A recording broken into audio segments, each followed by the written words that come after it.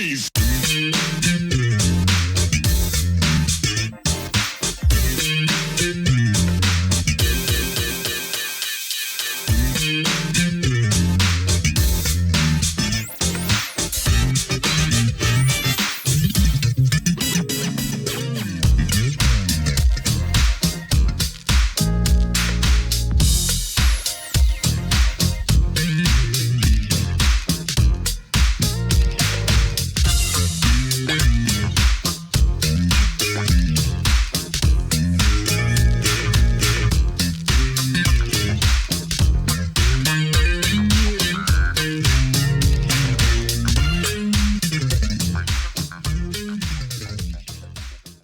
Hello and welcome to another edition of Truth and Rhythm.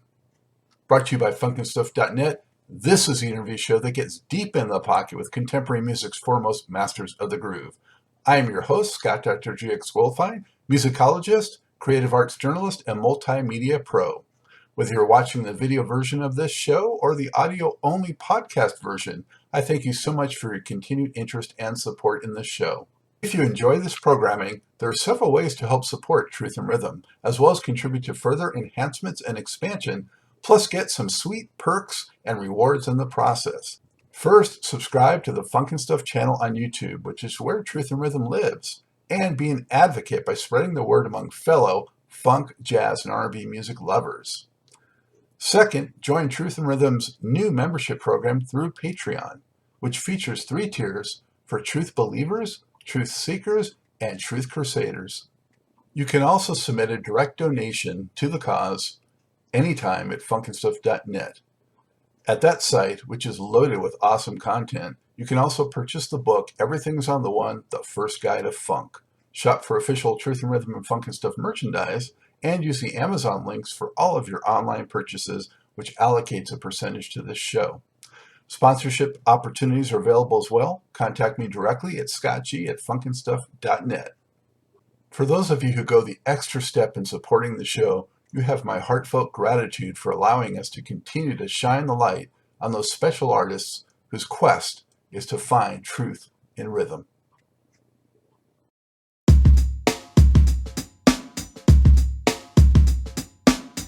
Hey, before we get started with today's show, I just want to draw your attention to new merchandise. Funk and Stuff and Truth and Rhythm designs are in, and they look pretty darn cool.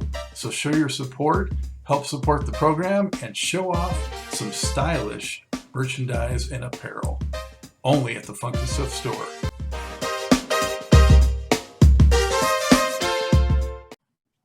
I'm delighted to welcome to the Truth and Rhythm Mothership R&B vocalist and composer Marva King, who since 1981 has distinguished herself as a solo artist, in-demand session singer, and from 1997 to 2011 a member of Prince's New Power Generation. She can be heard on several Prince projects and shared the stage with him as well. Among the other well-known music stars she has recorded with are the Gap Band, Michael Jackson, Lionel Richie, Stephanie Mills, Bobby Brown, Phil Collins, Peabo Bryson, Diana Ross, Stevie Wonder, Jeffrey Osborne, and Chaka Khan. She's also performed with Seal, Lenny Kravitz, and the Isley brothers, and co-wrote the hit Innocent, which was a million seller for the Whispers in 1990. The most recent of her 6 solo albums, That Part, was released on her own label in 2019. Marva, thank you for joining the show. How are you? I'm good. How are you, Scott? I am well, thank you. So good to have you. Thank you. Glad to be here. You're looking lovely as always. And where are you coming to us from today? Los Angeles, California. And so that's been home for how long about? Oh, gosh. Since I left Michigan, oh, God, in the early 80s. So I've been here pretty long time. I travel a lot, so I'm in a lot of different areas of the country, but this is where I reside. This is where I've been since I left high school. Well, I was out there as well. I'm from there. I was out there until 2006. Then I came out to Charlotte, but so I know it pretty darn well. And I kind of miss some things about it. Yeah, the weather. And some of my, yeah, definitely. So, well, thank you for making time to do this. Appreciate it. I've been looking forward to talking music with you. Likewise. So we talked about where you are now, but where you came from, you're from Flint, Michigan, I believe, right? That's correct. And so tell us a little bit about how you grew up and how music became so central in your life.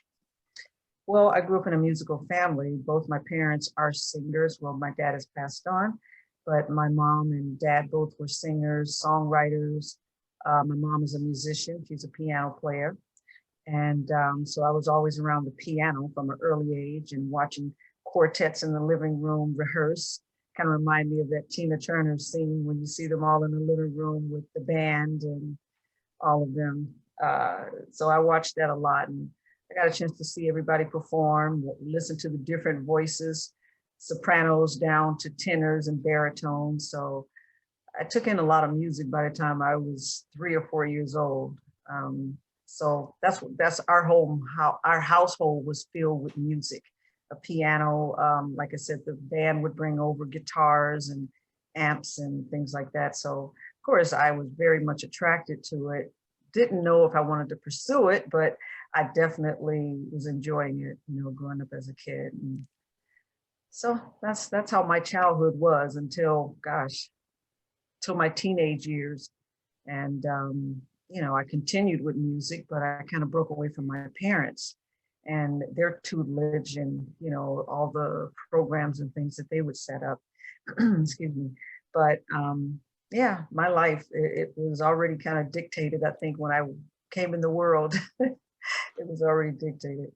Were you a precocious little girl performing, or were you kind of shy, or what? I was very shy. I was painfully extremely shy. Didn't matter to my mom. She still threw me back out on that stage every time I felt like I didn't want to do it. She would do it anyway and say, "Hey, this is what you're going to do." We rehearsed it, and then I developed a little following. Me and one other young lady that sang with me. She was 2 years older, so by the time I was 7, I was doing shows all over the city and on radio programs and things like that. I love the radio programs because they couldn't see me. But the live performances were painful. They were painful. And I was opening for people like Shirley Caesar, who's a gospel great, and Five Blind Boys of Alabama, and just all these gospel, the Mighty Clouds of Joy. I'm on shows with them, And at that time, of course, I appreciated Shirley Caesar because my mom would listen to her religiously at our home. And but the rest of them, I was like, okay, they're good quartets, but to me, like, they're about as good as my dad's group. So it wasn't that big a deal. But when I got older, I realized, wow, these were legends that were at your home, that were on shows that you would open for. And so, I'm proud to say that I was amongst all of these legendary performers. And hopefully I took in some of what they put out and able to display that in my performances and recordings and things. Wow, that's impressive company there. Yeah. What did you gravitate toward in your own musical tastes once you got maybe into your teen years and kind of started, cultivating your own tastes? Well, I continued in gospel music, of course, because like my mom said, as long as you're under my roof, you will be doing gospel music. So I would do that. And I enjoyed it too. I was in little quartets of my own. I was in several groups. I was in gospel, like city choirs and state choirs and things like that. So I traveled, and that's where I was on shows with the Clark sisters and met Mattie Moss and all of them, and just was mesmerized by those people. But I also got into R&B and soul because, of course, I was listening to it. It just wasn't very much of that played in our household. But I would go to the neighbors, and I was in talent shows and things like that. From the time actually at elementary school, they called me Soul Sister when I was 9 years old. Did my first talent show at a high school, and did a song called "Love Makes a Woman." You remember that song by Barbara? Oh, I can't remember her last name. She was an artist. And it's love that makes a woman. Ooh, that makes a woman. Remember that song? You don't Sounds remember familiar. this? Sounds familiar. Yeah. Anyway, Love Makes a Woman. It was a big record at that time. I did that, and I did Aretha's Respect. And so, by the time I got to be in junior high, I definitely felt like I wanted to be part of the music industry, not just doing it, at church or talent shows. I thought about it being a career at that point. And so I would listen to a lot more secular music, and my perspective in terms of styles, they started to broaden around that time.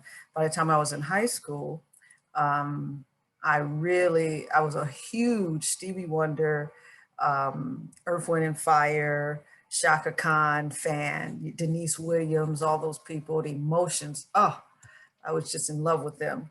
And I said, gosh, I got to be amongst these people. So I moved to California relatively quick. And within, what I'll say, a year and a half, I was working with Stevie. And it just kind of snowballed from there. I just kept working with all these different great people that I grew up listening to and I was such a fan of. So anyway, I have to say it's good life. How did you kind of start making connections once you came out to California? It wasn't very easy because I didn't know anybody here. I was sent here. I won this state talent show, and it got kind of hot for me in my little city. Uh, there was a lot of envy, and actually, I feared for my life, to be honest with you, because there were so many great musicians, artists that came out of Flint, and out of a day-long talent show that went on for about maybe 14 hours. There were people coming from all over the state, and it's like this little skinny girl won, and people were in shock because, most of them didn't know who I was. So they were just in shock, and I won. And after that, I just left, came to LA, and one person who wanted to manage me, she said, I know some people there and they'll take care of you and all that. None of that worked out. She sent me to a label, and there was a gentleman at that time, I was in my teens still. There was a gentleman that could have been probably my great grandfather. When I went to the label, it didn't work out so well with him. He was just kind of goo-goo-eyed. We saw me, so I never went back for my record deal. And it was at a major label too, but I never went back. And I just would go around to shows and try to get in talent contests and things like that, and kept making a big mistake of telling everybody I was from Flint, Michigan, and didn't realize the Californians were like, we're sick of these people from the Midwest coming and taking our jobs, so they would never pick me. They would never choose me. And I go, wow, this person is twirling in a circle like a poodle. They won over me? That's what I'm thinking. So I didn't get it till later. It took me about 4 shows, and I said, stop saying that you're from Michigan. Just don't tell people that. And not that I ever won, but I got some favor with people. And there was a cassette that was recorded while I did a show, and it was played to Stevie Wonder. And he set up an audition that night, and I went, and wow, I got chosen. So life kind of changed after that. Whoa, what year was that? Oh gosh, that was in 1979, 79, 80, 1979, 1980. That was 1980. Yeah, so right around the hotter than July era for Stevie. That's exactly right. His birthday was yesterday. This won't be aired for a while, but belated at this point. Happy birthday, Stevie. Aww. For sure. Yeah. Always one of my very favorites too. Oh yeah. Genius. Yes. What was it like being in his presence or meeting him that first time? I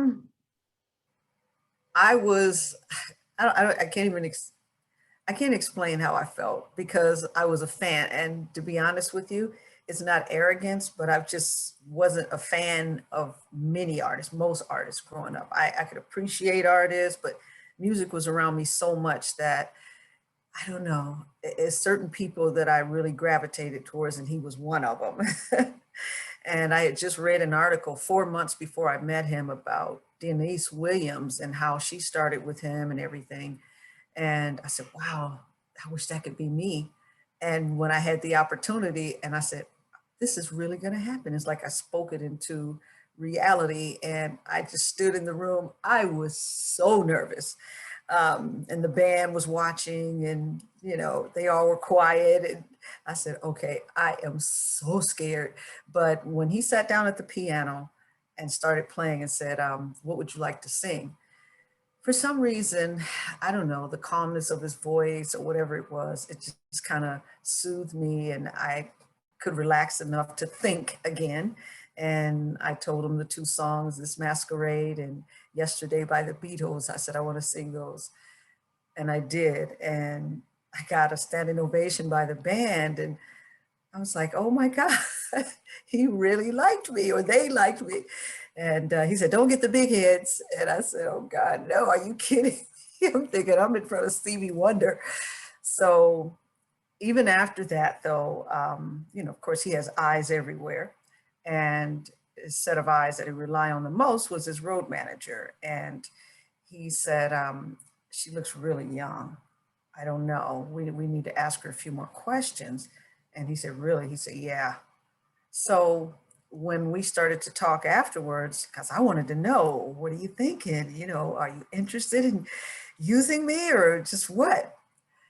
And he said, well, I heard that you're kind of young. He said, how old are you? And I'm thinking, I don't want to say the wrong number because I was in my teens, but I was like, oh God. So I had to think for a second. I said, I'm 20. And he said, that's not what I heard. And then I panicked because I'm thinking, did I tell somebody my age? And he said, I heard you look like you're about 14. He said, how old are you really? And I said, I'm 20. And he said, so you just look really young. And I said, yeah. I said, I promise you. I said, I got out of high school, everything. I said, I have my diploma. So I'm following him out the door. He was walking. So he said, I don't know. I don't know. He said, because, you know, you might be a little young. He said, we're going on the road. And I said, no, I'm fine. And, you know, I talked to him until he got to the door where he was about to get in the car. And he said, and you probably want to be a solo artist, don't you? And I said, no, I just want to sing with you. I said, I just want to be a backup singer. Well, he said, I'll think about it. And he did. He thought about it the next day. I got a phone call from the road manager and said, show up for rehearsal at 4 o'clock. And I could have jumped through the ceiling. So, yeah, that's how that started. So you toured with Stevie? Yes, Yeah. I did. Yeah. I did quite a bit of touring with him. Initially, no. Initially, see, we rehearsed for, oh gosh, maybe a couple months. And we went out on the road. He had Secret Life of Plants album out. I don't know if you remember that project, but I had a feature in that show, and it was one that Sarita, she sang, and it was such a beautiful song called Come Back as a Flower. And so we did the East Coast in the dead of winter. It was bad weather. But we hit New York and Philly, and that was the first time I'd ever been in any of those places, and Chicago, and of course my home state, Michigan. And we had an orchestra. It was amazing. That was like, whoa, that was incredible. And when I sang my solo, I had a whole orchestra behind me. So I was in heaven, to be honest with you. And, but I was still terrified because I'm looking at these huge audiences, and, you know, I hadn't done shows like that before. But it was only for 2 weeks. It was for 2 weeks, and we came back, and then we were supposed to go out again several months later. But as soon as I set foot on LA soil, I get a phone call from one of the horn players who had been playing with Stevie for years. And he had just started a new gig with Richard Perry. Richard Perry started his label through Electric Asylum. And he said, Marva, had you ever thought about being a solo artist? And I said, well, yeah. And then he said, do you have any material? And I said, yeah. I had just happened to cut a few songs I had written and recorded with one of the band members. And I gave it to him. And within 2 hours, they said, can you be on Sunset Boulevard at Planet Records? And I'm like, what? So I get dressed and I go down there. And Richard Perry saw me. He said, you're just what I'm looking for. Just what I'm looking for. He said, I love your music. I love your voice. He said, I love your look. And he said, that's it. So I'm thinking, okay. He said, give me your attorney's information. I'm sending a contract. So I didn't stay with Stevie even a whole year. I almost made it a year. And he was not too happy when I left, though. He wasn't too happy. Wow, things moved quickly for you. That's Yes. incredible. And I remember I've seen so many concerts, but none better than Stevie Wonder at the LA Forum in 1980. Oh, So you were there. I was there. yeah, I was there. Wow, I wow, still have the wow. shirt. Yeah. Oh my God. Yeah, that was an amazing concert. It was star-studded backstage. Oh my God. And I was sitting there going, okay, because it's one thing to do a show in Detroit, Michigan, or Chicago, or Philly, and even New York, but LA, all the stars were there then. Everybody was on the West Coast. So I'm in backstage and looking every direction I look, I'm like, wow, there's Teddy Pendergrass. Oh, wow, there's Rick James. Oh, wow. I was just going on and on, saying, wow, look at all these people. And I said, okay, that's how they do it in Hollywood. Yep. In the Lakers house too. I mean, it was Yep, in all the just Lakers house. showtime at that time. Yeah. Yeah. Yeah. Good times. So wow, you got that first record deal, and he brought out, I mean, just, I was looking at the credits on that record, just amazing. There's a cast of like thousands, it seems, that, helped on that record. So many great musicians and people were part of that album. So what was that experience like for you? Oh my. It was good. I've had a lot of training, a lot of good training. And I had a mom who was sharp, and she kind of like, she was a drill sergeant, taskmaster type. So for me to adjust to recording, doing a lot of recordings, that was relatively easy. It was just getting comfortable with the other crew of women that I didn't know at all. And I was the new kid on the block, and they always kind of push around the little new kid on the block. And so that made it a little uncomfortable. But besides that, taking instruction from Stevie was great.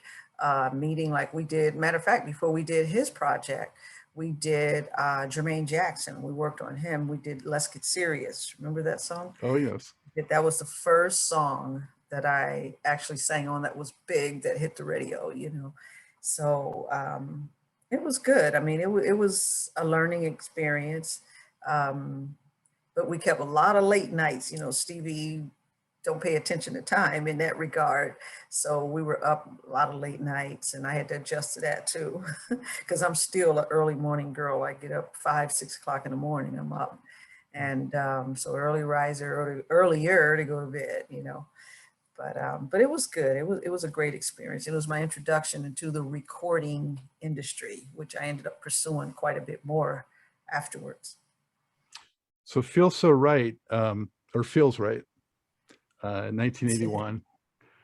And how did you feel about that project? And what are your memories of that experience? Well, bittersweet. Stevie, you know what song that I had recorded and we were hoping to put on that project? The song, Looking in the Mirror, Looking by Surprise. Michael Jackson, yeah. Stevie recorded that song and had given that song to me. And so that was supposed to be something that I was going to record. And after I left, of course, he said, no, you can't have it. And Richard said, just go and talk to him really sweet, talk to him really nice, and ask him, because he really wanted that song. Well, we didn't get it. Michael Jackson got it, and rest is history with it.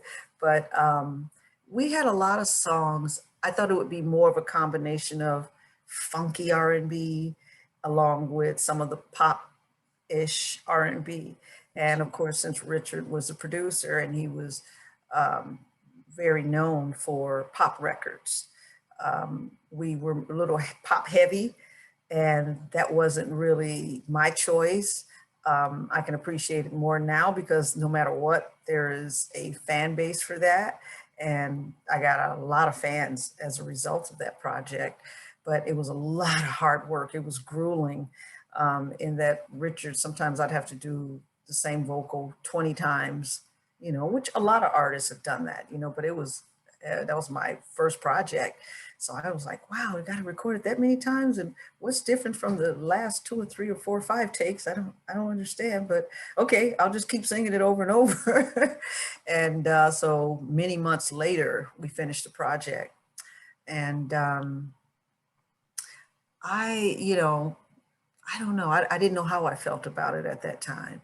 And unfortunately, it didn't last very long. The relationship didn't last very long in that I had a whole different, like I said, I wanted to be more like Earth, Wind and Fire, or, you know, the Emotions, or James Brown, or, you know, Aretha-ish vibe. I wanted that vibe. Mhm. And that wasn't his lane.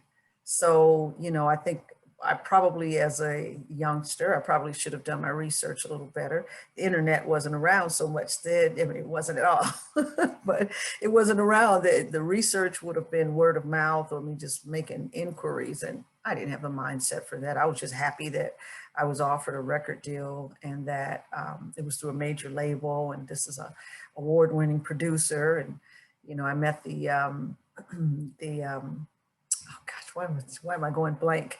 I'm so excited, just can't hide it. The Pointer Sisters. Pointer Sisters, thank you very much.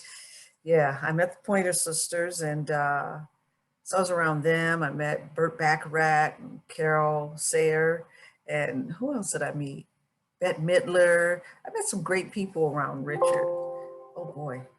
I actually went back and listened to that first record because I was not familiar with your first record. I had heard some of the more, you know, recent work or Right. current to today, Right. and subsequent things you had done. And I was surprised at how straight pop it was, you know, so I found that very interesting. Yeah. Yeah. Richard, you know, he appeased me in the initial stage before we signed contract. He said, oh yeah, we're going to do this, we're going to do that. But, you know, he's going to go with what he is familiar with. And me being older now, I understand that people are going to do what they're comfortable with. He probably said, I don't make records like Stevie, or I don't do that. But like I said, that was a discussion we probably should have had. And then he did have someone there, Trevor Lawrence, who actually brought me to him. And Trevor could have done more soul music, and he was supposed to be one of the producers, but it kind of turned into a power play, and Richard kind of moved Trevor along and just said, okay, you can come in and sit in, but I have the say so over everything. And that's what made me say, well, I don't know if this is where I belong. I don't know if this is where I belong, because I kept saying, I'm not feeling that music. I'm not feeling it in the way that, you know, maybe another artist it would have been perfect for, but it's so crazy because it still was like a top 5 album in many countries. And I didn't even know it because I had already left the label by the time it really came out. And I knew it played in America some, but it really played overseas. And when I go over there now, Japan, or if I go to Australia, if I go to Europe, they'll pull out those old albums and say, will you sign my album? I'm like, oh my, they said, you never came over here. I said, I found out through a cousin who went to service that he said, Marva, like, have a #1 record here in Paris. And I'm thinking, what, really? And then I found out it sold a lot too. I didn't reap the benefits of that, but it did so. It did sell. So in my Soul Sister project, my investor that I had from there, he's from London. And he said, oh my God, are you the Marva King that had that album, the Green Album? And I said, yes. And he said, oh my God. And he freaked out. He said, my brother and I, we were DJs and we played that record. We played the grooves off of it. And he said, and then we copied it and we started bootlegging it. He said, I'm just letting you know. I said, okay, great. He said they had these underground pirate radio stations. He said, we end up having those. And he said, we would get, he said, Marva King album fetched a pretty penny. And I said, okay. So full circle. Now I say, yep, you owe me this investment. Wow, it's like an international Marva King cult, you know, but that's great. Yeah. You never know. You never know. Yeah, you never know. And I'm sure you learned a lot from the experience too that you brought Yeah. forward in, you know, your subsequent studio work, so, Yeah. and career. Oh, I learned a lot. I learned quite a bit, you know. That was, like I said, my initiation into artistdom. It was my initiation because I was like, wow. And I got where I started dreading. I was young though, you know, I was young and I was like, okay. And I was 20 for real then. And I'm thinking, wow, you got to do these one songs that many times. And I wanted to go play. I wanted to have fun with my friends. I had no life, you know. My life was get in the studio and sing till your voice just said, that's it. I can't do anymore. And I guess there was something that he was looking for, or that was just his method of production. And he would compare sometimes. He would say, listen to your voice today. Listen to it from yesterday. Listen to this a week ago. And I'm thinking, really? Okay. He said, it sounds different every day. Your voice sounds different. And that was just intriguing to him. So that didn't help the case. And because that made him just say, let me see how many voices we can get out of her and singing the same song. So yeah, that Wow. was an experience. Yeah.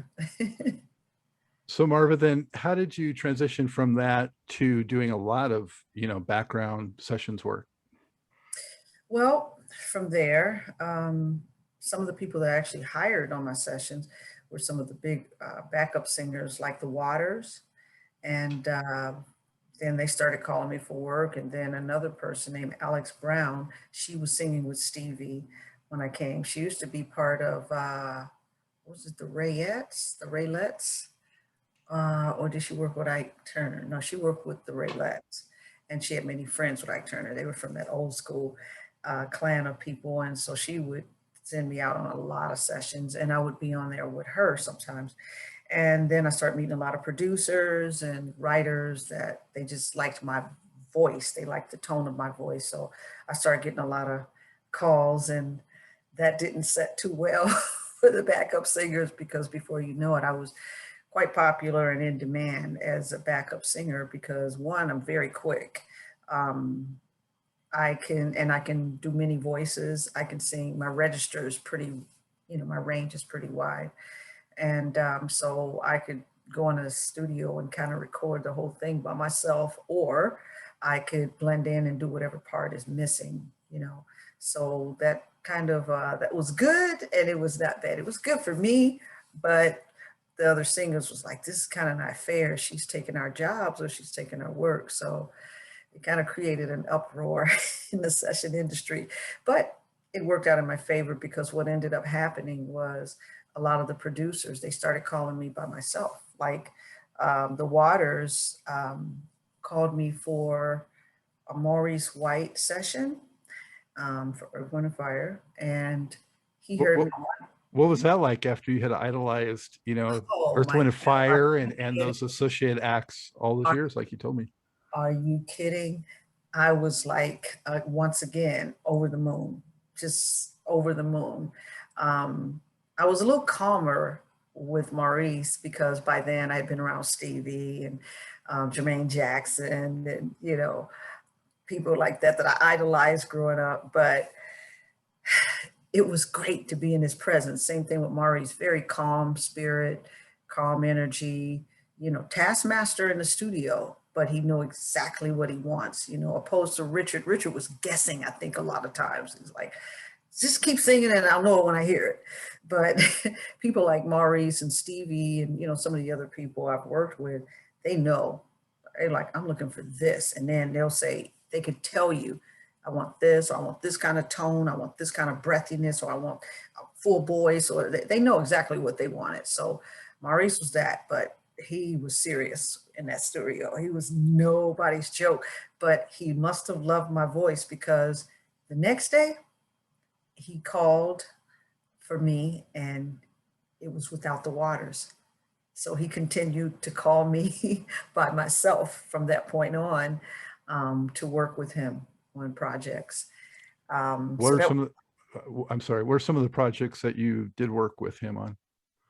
I know on Cheryl Lynn, I worked on some projects for him.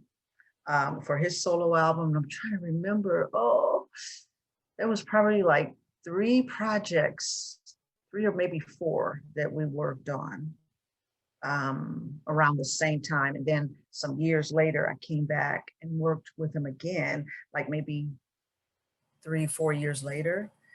Honestly, I don't remember. And that's one of the reasons why I got out of the session business. I started working so much and I was making a lot of money, but I was working so much that I lost a passion for it. I started going in sessions and recording. And then when I get to the parking lot, I couldn't remember even what I sang. And I said, that's bad. That's bad. I said, I don't even remember what I just did. So it became, how can I say? It was just rudimentary at that point. And there's some great records that I was on. And some of them I didn't remember until the records came out and the internet came along and it started showing my name on there. And then I started hiring PR people and they would go and dig and they said, you didn't tell me you were on this record, or you didn't tell me you did this or that. And they're like, Marva, what are you doing? And I said, no, I didn't even remember that. I didn't remember. And sometimes I would listen and go, that sounds like me. And then it would be me. So, nothing against any of the artists, but it just got where it was overwhelming. It was overwhelming. I was juggling at a point, I was juggling with a lot of projects. Then I started wanting to go on the road. I had a child by then and I wanted to start going on the road and travel. So I started going out on the road a lot and I was juggling that even. I was out with Stevie. I would go out with Jeffrey Osborne, the Isleys. I was going out with Helen Reddy. I'm trying to think, who else would I go out with? And then I actually pulled this one out because I think Natural Wonder, I believe you're actually on that one, on that tour with Stevie. Yeah. Yep, definitely. Yeah. And I started juggling until I got with Prince. And he said, okay, if you work with me, you can't work with all those artists. And all right. Well, let me stop you right there for a second, Marva, before we jump into Prince, because that's a different chapter, if you will. Right? Yeah.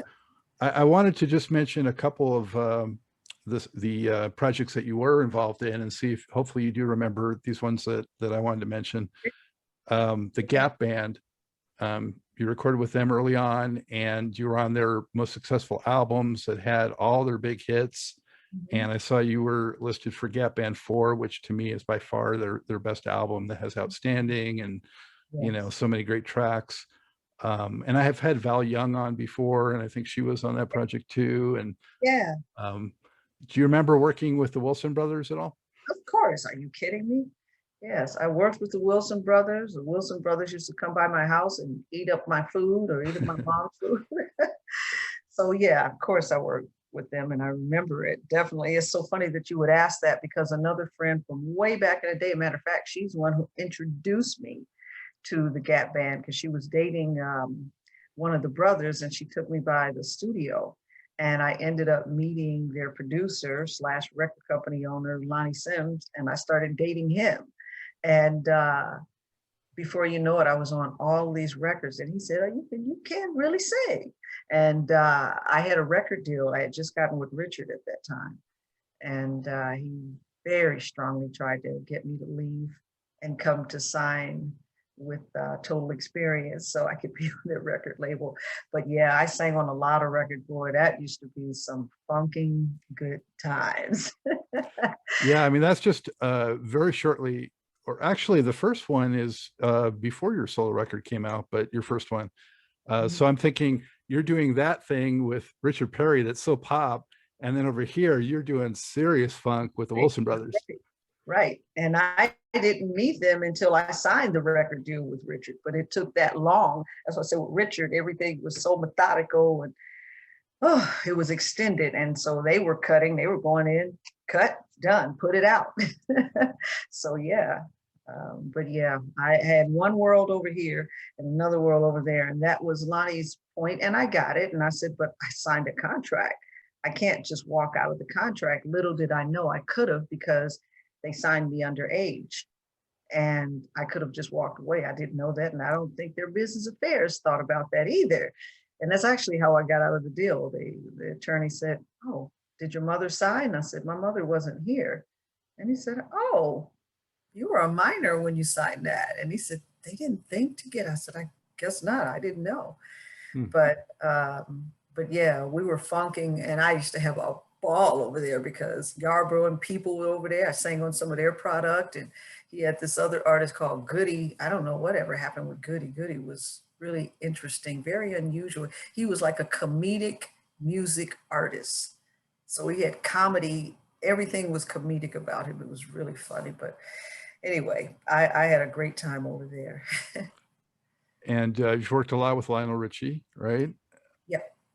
Um, can you tell us anything about what he's like or working with him's like? Or Yeah, Lionel, I met him. Matter of fact, Maurice White referred me to Lionel Richie. And he said, "Yeah, I heard somebody else mentioned her." He said, "Oh, you got to use Marva." And Lionel called me. He said he had been told about me months before that, but he called for me to sing on Love Will Conquer All. And I'm thinking it was just going to be a session, maybe two. And he just stretched it out. It lasted for 3.5 months. I was in there recording, just working on the same song. He was still writing it as he was going. And oh boy, did I have a ball. Because Lionel he's just entertainment 24 hours a day. You know, he's comedic, he's rhetorical, he's just all these things that, I mean, he just keeps everybody entertained. But we had a lot of fun. James Carmichael is producer, I became very fond of, and Cal, his engineer, and just, it was really an interesting time. And we recorded at a studio, and I used to see Pamela Anderson and the rock and roll band that she was around with her husband. And it's a lot of interesting things went on there as well. But Lionel and I ended up becoming really good friends as well. Motley Crue, yeah. Yep, Motley Crue. Yeah, I used to see them out there, and Pam getting into it with one of the other band members. I don't know. They had a very interesting relationship. They had very harsh words to say to each other, but it seemed like the rest of the band just ignored them. Maybe that's just how they interacted with each other. So I would sit and go, "Wow, this pretty little woman is having these kind of fights with this man." And I mean, they would verbally, oh my God, they would curse each other. But Lionel has always been a fun person, like I said, and I became close with his family and watched his daughter, Nicole, grow up. And his first wife, I ended up, getting to know the second wife, and watch the other two kids get born. And and to this day we still reach out to each other and talk and everything. So we're still friends. We're still good friends. Was there a very different dynamic when you would work with the female artists versus the male artists? When you worked with people like Stephanie Mills or Anita Baker Records or what have you versus the Lionel Richies or the Phil Collins or, the male artists? What was a different kind of vibe? Well, it's a different dynamic, working with females for the obvious. Females are territorial in that, especially in the industry and entertainment. I don't care if it's acting, because I've been around a lot of actresses and things like that from the small amount of acting I've done, and the music artists as well. Anita was just, she really appreciated me. She really liked me, which was good. She didn't want me to do any live shows with her. That was fine, but I did a lot of recordings. I mean, not a recording. I did some recordings on her projects, and I did like television shows with her. And she was always good. She was always great, very professional, very Midwestern, very conservative to a degree. So that was good. I got to be honest, most of the other female artists, I didn't get that embracing kind of vibe. They would always appreciate my voice, and they would voice that to other people. But there's been some situations, I won't name the artist, but I worked one day on her recording album recordings. And after that, the person that brought me in, she told them, don't bring her back. And she said, "Oh, You didn't like her voice? She said, oh, I love her voice. She said, but I just don't want her back. I don't want her to come back. And she Felt called me, threatened or something? I guess she called me and said, Marva, I know you were supposed to work for the next week and a half, but sorry, she want me to remove. I said, why? What happened? And she said, she wouldn't say why. She just said, I don't want her to come back. And I said, oh, okay, well, there you have it. Yeah, there you have it. So if you notice, I've worked on mostly male projects, Um, but there have been some, that I've met live, like people like Patti LaBelle was a sweetheart. I did some backup work with her on television, and she and Michael McDonald. And Patty is just Patty, and I met her again when I was a few years later when I was with Prince. So yeah, there's some people that they're just who they are, Gladys Knight, same way. I met her. Yeah. And yeah. I've always heard wonderful things about Gladys Knight. Oh yeah. Yeah. And did you record on some Michael Jackson projects? Because I read that one place, but then I don't see it on a listing of credits I have. So Yeah. Yeah, I did. Um, I worked on I Just Can't Stop Loving You. Remember that song? yeah. And yeah, and at first I had a feature on it too. And I think he and Quincy at that time, they were just not seeing eye to eye about some of the production. And it was erased, but I ended up being in the background on it. I didn't get credited for it. There's a few projects that I've done that were iconic, that turned out to be iconic, that I'm not credited on the liner notes. Some big ones. And that's kind of tough. And but Michael, I did some of the other stuff on when he did Captain EO. I got some other demos actually that I did with him, that records that didn't come out, never came out, and I recorded with him. So I did quite a few recordings with him in the studios. Some of it didn't come out. That I Just Can't Stop Coming Loving You, that did come out though. So, Wow. what can you say? What were your impressions of Michael and the encounters you had? Oh, I had great encounters with Michael. We had so much fun. Michael and I ended up being kind of like playmates, just like he used to like to play with the kids. I was a big kid, and I was in my early 20s when I met him, and we used to have so much fun. But he used to get me in a lot of trouble. He used to be a prankster. So all his little pranks he would pull until I learned how to stay out of his way, they would always get blamed on me. And it would always appear that I'm doing things. So people were yelling at me and telling me off because of stuff that Michael would do. And he, oh my God, he got a kick out of that. Oh, he enjoyed himself. I think he had more fun than I did. So the general public didn't get to see a lot of that. No, they didn't. They didn't. No, they didn't. They didn't. You'd have to be pretty close to him. And at that time, I was the only female outside of his family, besides his assistant, that could be around him. They didn't allow the people who were over him, they didn't allow anybody to be seen around him. So he used to sneak. When he wanted to talk to a woman, he would sneak it late at night and he would call them and stuff. And I would just watch him. And yeah, he had a different kind of life. He was worth too much money, I think. Worth a little bit too much money. So even me, they watched me. They had me watched for, I think it took about a year for them to get comfortable with me being around. Wow. But yeah.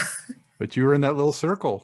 I was in a small, very small circle. And after a while, they were like, okay, she's not trying to date him.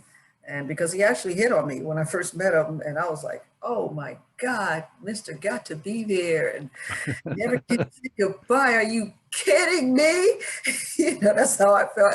And I froze, and he just got a kick out of it. I mean, I froze. I literally froze as he circled me, just looking me up and down and making comments. And I'm thinking, oh my God.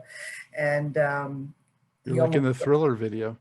yeah, yes. And he almost burst out laughing because he's like, she is freaking out. But, you know, of course not. I didn't show any kind of romantic interest. I was dating someone and who ended up becoming my husband. And so I continued to be around Michael quite a bit. And we Did, became, like I said, we became friends. did he know or realize you had been on his brother's record years earlier on I Jermaine? don't know if he knew or not. I don't know if he knew that at that time. They made sure they told him later because they were actually at the same studio that I went and met him at, and they were just in another room. But later on, you know, they used to have this little rivalry thing, all the brothers, that's just sibling rivalry. And one of them said, well, you know, Marva sang on my record first. And then he said, no, she sang on mine. Jermaine said, no, mine was the first, because he watched two brothers bicker and say, well, she sang on some of my songs already, and she's going to do some of my other projects. And then Jermaine said, but no, mine was the first. And they said, yours? And he said, yeah, let's get serious. And they said, you're on that record? And he said, yeah. He said, listen to her voice. You can hear her voice. And then they were like, okay, well, that's the end of that argument. We can't say anything. They could have sang But the girl's mine over you. Yeah.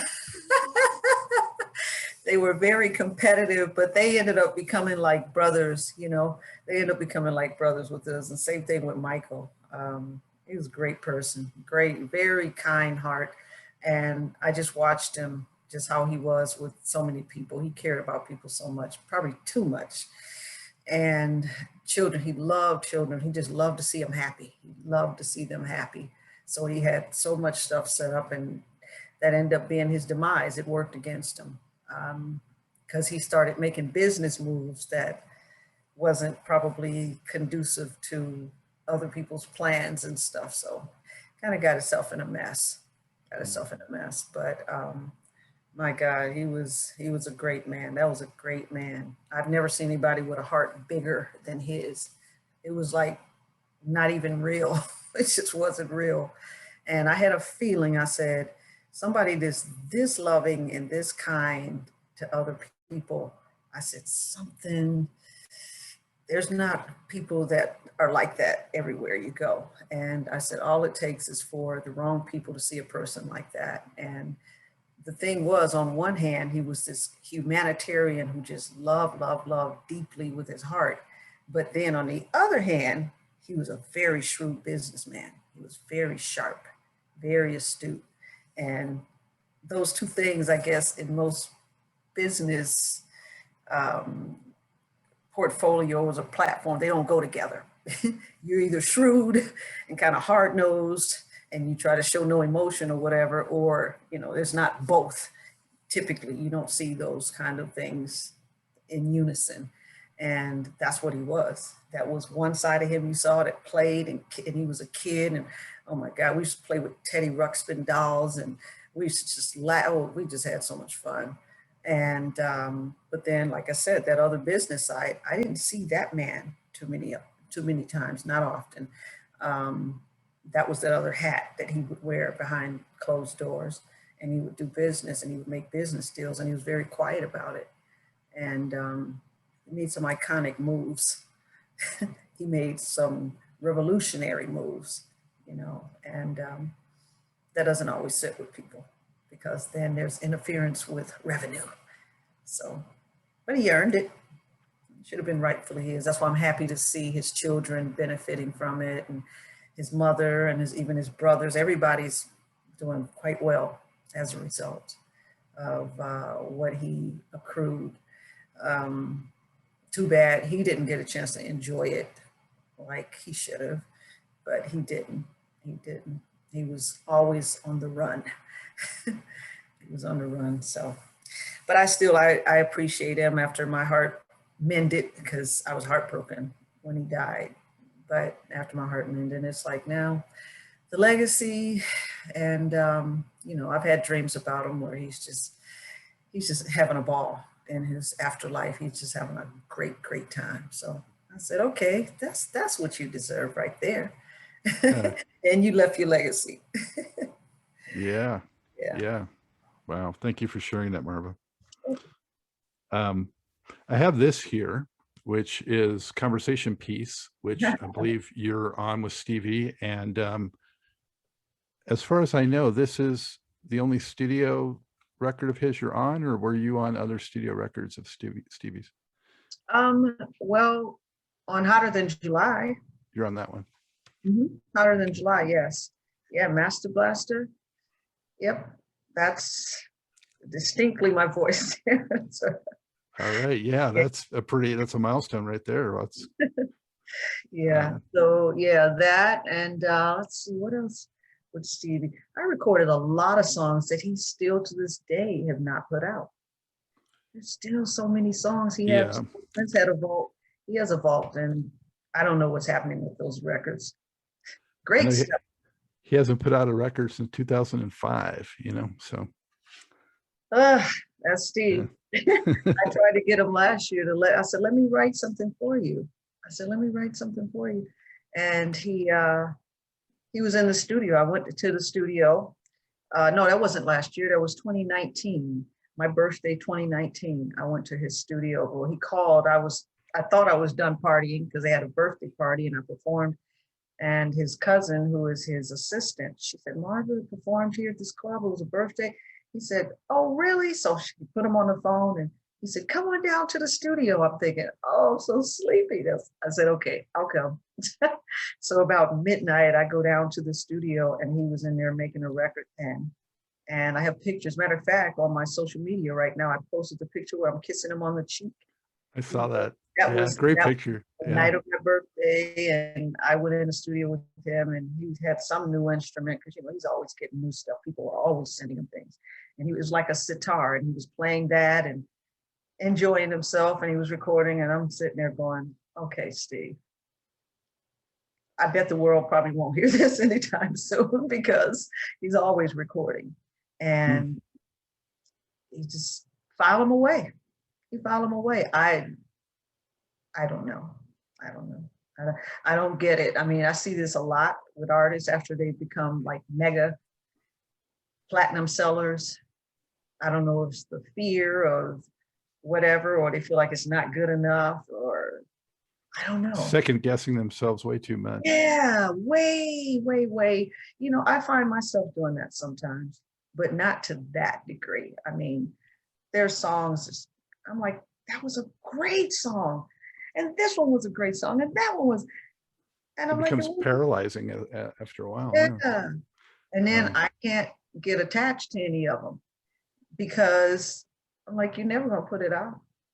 And he said, yes, I will. I said, anyway, I'll believe it when I hear it out. Yeah. And you don't hear them. There's much more to this great Truth and Rhythm interview. Just continue on to the next part of the episode. Also, be sure to subscribe to this channel. If you've already done so, please share it with friends. And become a member by joining Truth and Rhythm on Patreon or consider donating at funkinstuff.net. Thank you very much.